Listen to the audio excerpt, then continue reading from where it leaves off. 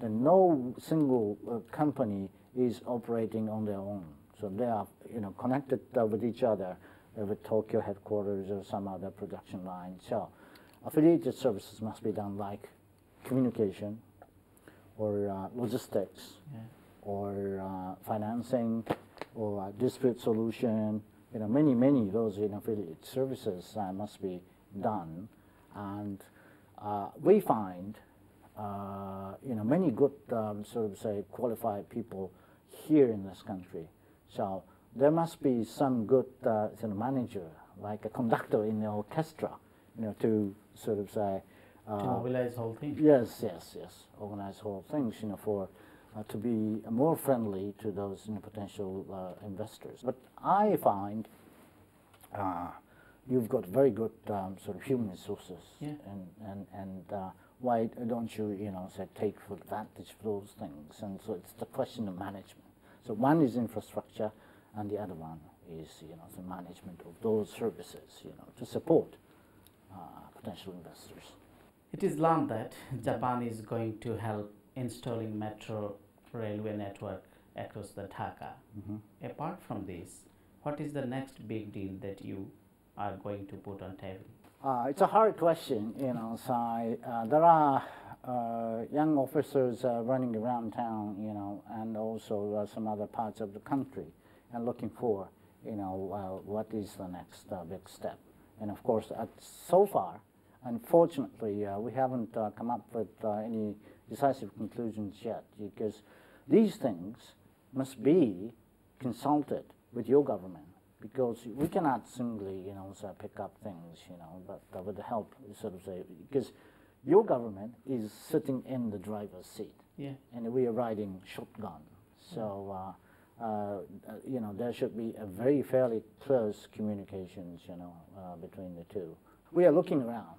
Like I said, policy-wise, we have determined, we have decided to help energy sector first, and then transportation sector. We have told your government, our priorities are, in there, along with those health sectors and education sector. In part-2 bridge, Japan was one of the donor agency or donor country, but World Bank, they made reservation because some of kind of allegations, corruption allegations. So still, what is your last stand on? We have already committed, to provide $400 million, for the construction, and our commitment is still there. And we hope that, so in the earliest possible days, those consultations, between your government and the bank will be done, so that you can go ahead, smoothly. But government is looking for another source of finance. Well, as far as I understand, there is no specific agreement between any other third, country government. So I think the issue is still there. You are helping a lot in our education sector in terms of scholarship and in many ways. Yes. So do you have any plan to increase the numbers of that scheme?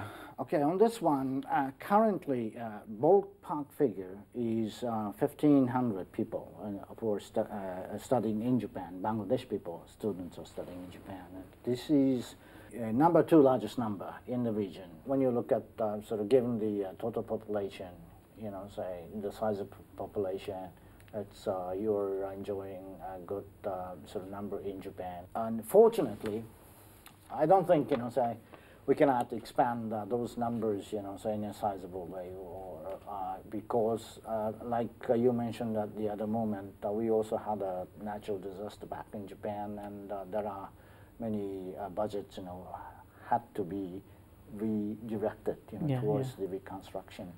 So in the foreseeable future, so in the near future, I don't think there will be a room for us to expand the commitments. But we would like to try our best to at least so maintain those good numbers you are now enjoying as much as possible. Do you have any plan to import human resources from Bangladesh to Japan? Japan has maintained a very conservative policies, so on this one. So we're importing labor forces from overseas market is kind of very tough thing to realize, and we have only opened up a very limited number of foreign markets, so labor markets, and they are caretakers, say of aged people or nurses and so forth, but the slot is as just this much, and I don't think the prospect is not that bright. Thank you very much, Excellency. You have shared precise time with NTV. Thank you. Thanks for joining with us. Okay, good.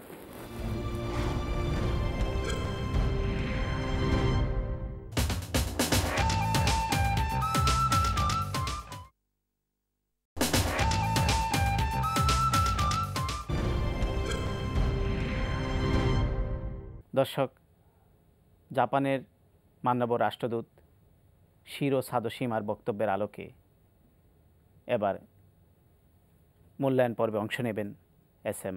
Rashed Ahmed Chowdhury. Mister Chowdhury, আপনি Japan বাংলাদেশের 40 বছরের কূটনৈতিক সম্পর্ককে কিভাবে মূল্যায়ন করছেন?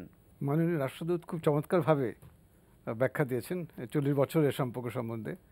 তো আমার নিজের সময় আমার যে অভিজ্ঞতা থেকে যে কয়েকটা জিনিস, যেটা উনি একটা জিনিস বললেন যে Japan was forced to open, কিন্তু আপনি লক্ষ্য করবেন কি খুবই ফ্র্যাঙ্কলি, খুবই ক্যান্ডিডলি উনি বললেন যে দে কনসাল্টেড 7 ওয়াইজ ম্যান।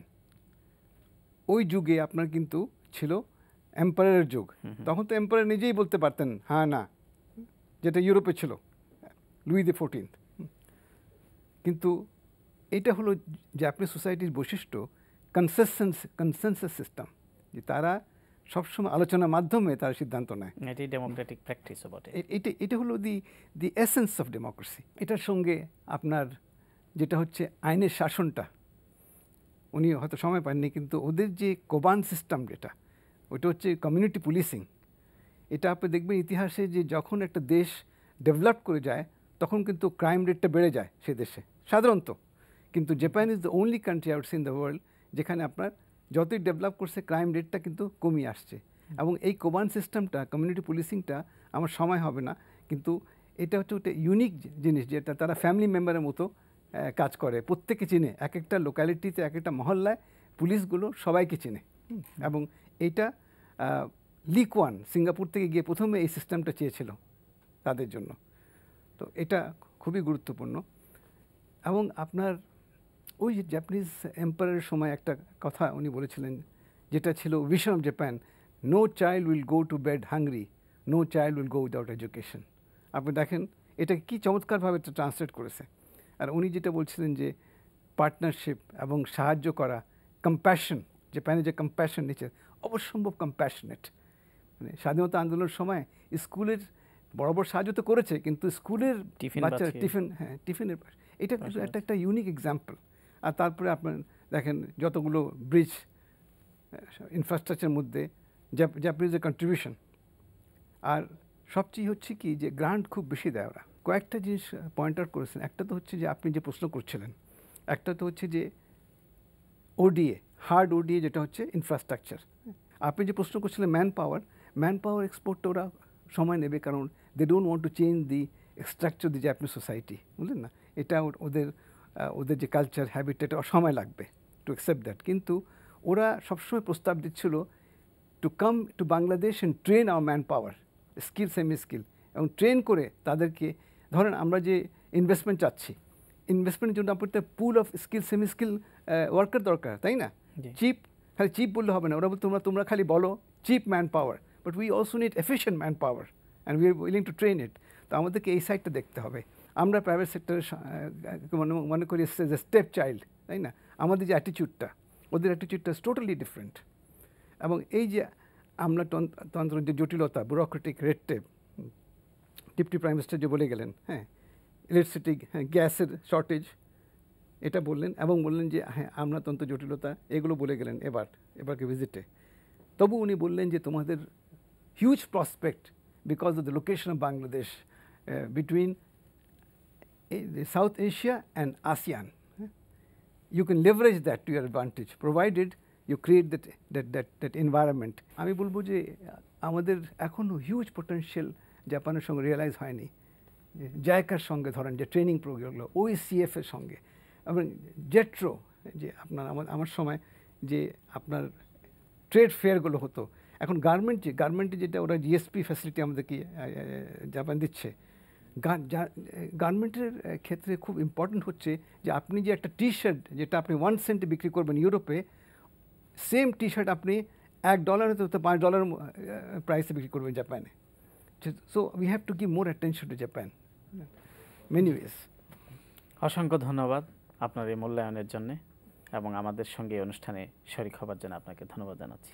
ধন্যবাদ আমাকে সুযোগ দেওয়ার জন্য, because I love Japan and this one of my best postings. Thank you. সুপ্রিয় দর্শক, এতক্ষণ আমরা বাংলাদেশের অকৃত্রিম বন্ধু জাপান এবং তার সঙ্গে বাংলাদেশের যে কূটনৈতিক সম্পর্ক সেই বিষয়ে আলোকপাত করলাম। আমরা চেষ্টা করেছি আমাদের অনুষ্ঠানের মধ্য দিয়ে জাপানকে আপনাদের কাছাকাছি নেবার, মানুষের সঙ্গে মানুষের যে সম্পর্ক, কূটনীতির ভাষায় যাকে বলে পিপল টু পিপল কন্ট্যাক্ট, এই অনুষ্ঠানের মাধ্যমে আমরা সেটিই দেবার চেষ্টা করেছি। আমাদের সঙ্গে শরিক হবার জন্য দর্শক আপনাদেরও অসংখ্য ধন্যবাদ। আগামী অনুষ্ঠান দেখার আমন্ত্রণ জানিয়ে আজকের পর্ব এখানেই শেষ করছি। খোদা হাফেজ।